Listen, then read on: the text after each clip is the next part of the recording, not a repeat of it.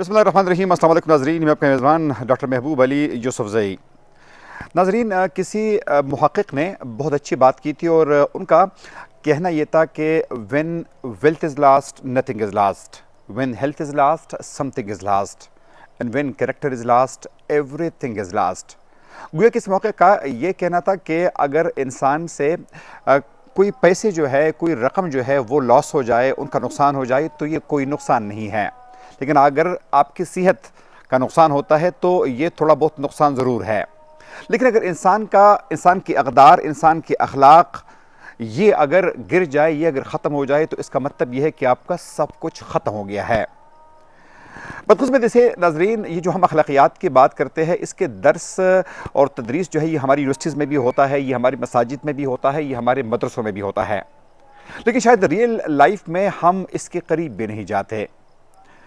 ماضی میں ناظرین ہم نے دیکھا کہ اس قسم کے کئی واقعات نہ صرف پاکستان کے اندر ہوئے بلکہ وہ پاکستانی جو کہ دنیا کے مختلف علاقوں میں رہائش پذیر ہے، وہ اخلاقیات سے گروہ حرکات جو ہے وہ کرتے رہتے ہیں، یہاں تک کہ یہ اخلاقیات سے گروہ حرکات نہ صرف امریکہ میں، نہ صرف یورپ میں، بلکہ خود حرمین شریفین میں بھی یہ حرکات و سکنات ہوئے ہیں۔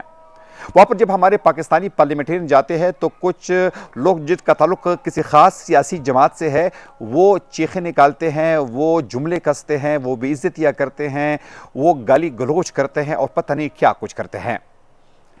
حالیہ دنوں میں بلکہ گزشتہ دن کا یہ واقعہ ہے کہ پاکستان کے سابق چیف جسٹس قاضی فائز عیسیٰ جب اپنے ایک پرانے مکتب، اپنے پرانے یونیورسٹی سے نکل رہے تھے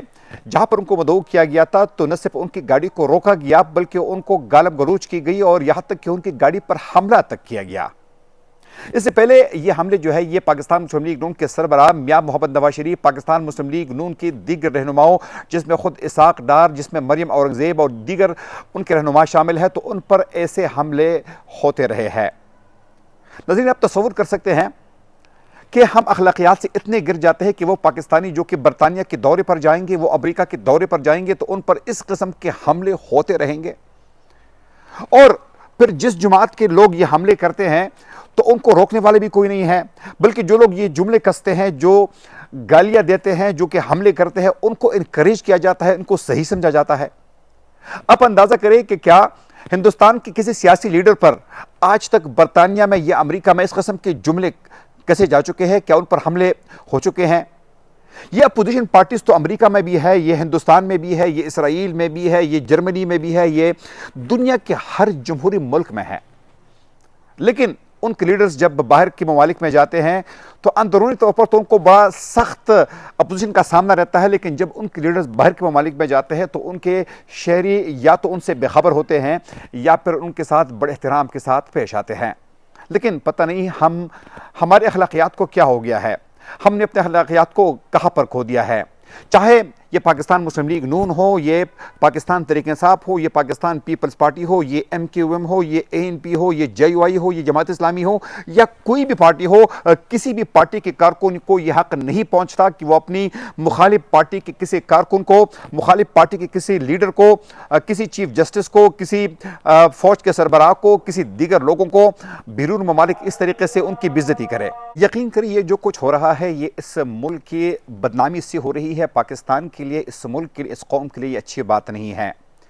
یعنی آپ اندازہ کریں کہ اگر آپ کا سیاسی مخالف ہو تو سب سے پہلے تو آپ سوشل میڈیا پر ان کی ٹرولنگ کرتے ہیں، اور پھر ٹرولنگ نہیں کرتے بلکہ آپ ٹرولنگ سے ایک انتہا پسند بن جاتے ہیں، ان کو گالیاں دیتے ہیں، ان کے خاندان کے ایک ایک فرد کو یاد رکھتے ہیں، ان کی ماں بہنوں کو یاد رکھتے ہیں، اور پھر آپ تصور بھی کرتے ہیں کہ ہم ایک لبرل اور ہم ایک جمہوری معاشرہ بھی ہے۔